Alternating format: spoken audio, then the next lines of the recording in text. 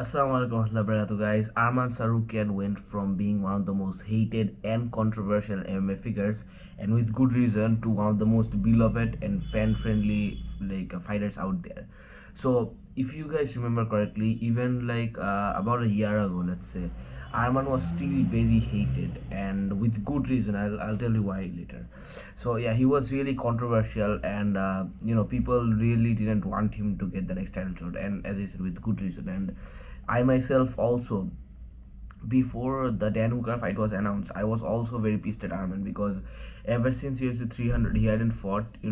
He got the title shot opportunity, which he did deserve, but messed it up in one of the worst ways possible. And also, faking the reason, the actual reason, which is that he couldn't make weight. Faking the reason and calling it, you're saying shit like his back hurt or his like backbone was broken, which is just absolutely ridiculous.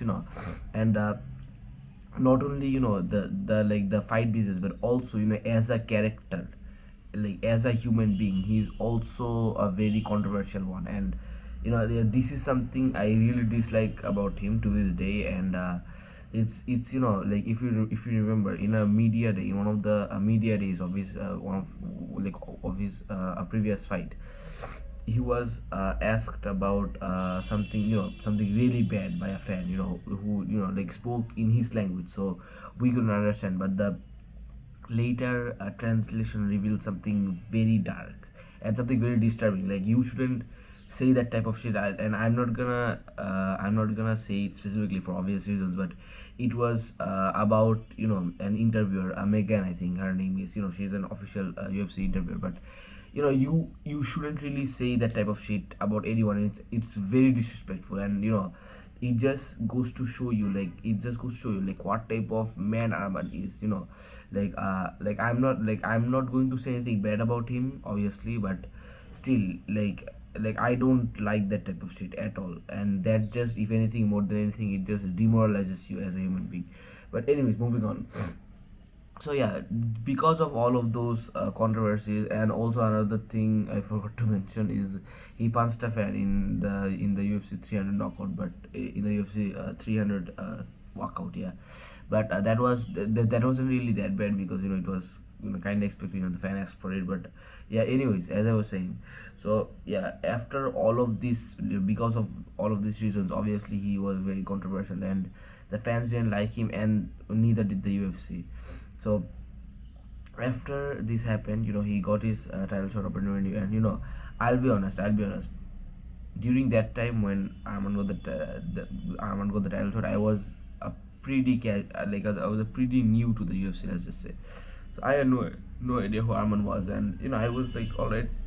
I obviously didn't know his background, and what he actually did to become a controversial figure. But yeah, that's why I didn't really look at him as anything negative.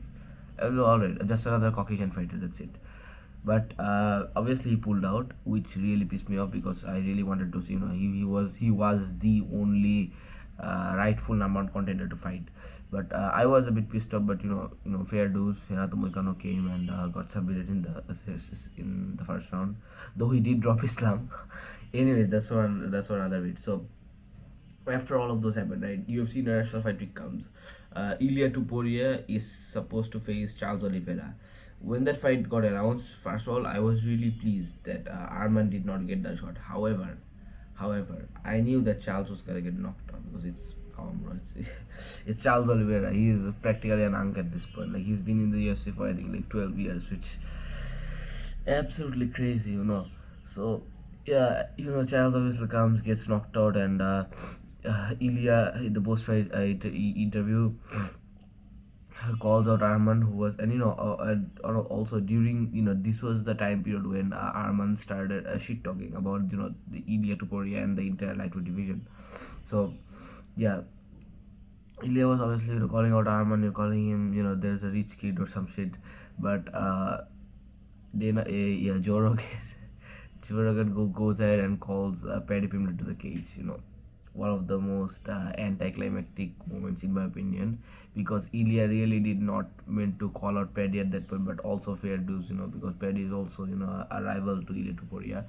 But anyways, all that happens. But and during that time, I was thinking, all right, either give Paddy the title shot, don't give Justin, because he only beat Rafael Fiziev, and also he didn't look that good, because Rafael, he isn't really a top level contender. If Justin had done that to, let's say, beat Dan Hooker, right, who he was actually supposed to fight, then I'd say, all right, fair enough, give Justin, Justin actually deserves it. But I was like, all right, give Paddy the title shot, because he did, he beat up, and Ank Michael Chandler, but still he did brutalize him. So I was like, all right, Arman, he isn't fighting, so he doesn't deserve it. Justin, he needs one more at least, in top 5, and that makes Paddy the only good one. And a lot of people actually agreed with me, in the comedy polls and shit. They wanted Paddy instead of Arman and Justin at that point. But as soon as Dan Hooker versus Arman got announced, I was like, all right.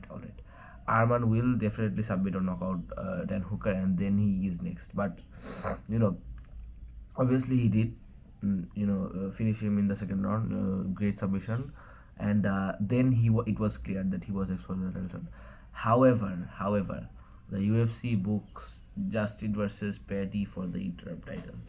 This is, in my opinion, the second shittiest fight I've ever seen. It's a great fight. Don't get me wrong. Fight of the night, it was a good fun, great fun to watch. But the winner is the interim lightweight champion. That's the shittiest part in my opinion. And I said second because the first one is obviously Lopez Volkanovski. But yeah. Anyways. So yeah, that that just goes to show how much the UFC hates Arman at this point. And the reason why I said that he became from hated to loved is because nowadays the type of shit that he does, it's mind blowing, and this is definitely the type of shit you have to do to redeem yourself and build your whole new charisma. For example, Merab Devalashvili does this very good, very well. For example, he's been doing a lot of skits and short videos with YouTubers, a lot of different YouTubers, including Albert Can Cook and Patrick Zenali, who are some food content creators. I'm sure you've seen them.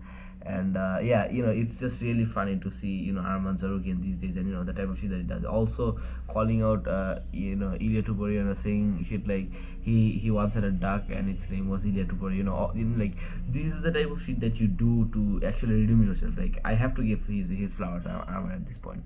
And also, not only this, but also genuinely is trying his best to be active in the combat sports world, fighting in real American freestyle, against someone as good as Polas, and beating the shit out of him twice.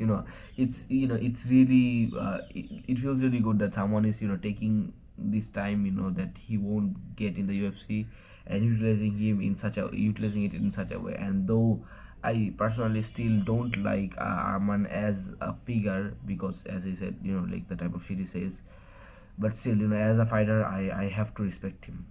Definitely, and I'm sure you guys do as well. So yeah, anyways, that's the entire history of Arman, I guess. You guys basically what you guys think, and inshallah I'll see you guys next time. And yeah, I just woke up a few minutes ago. Assalamu alaikum warahmatullahi wabarakatuh.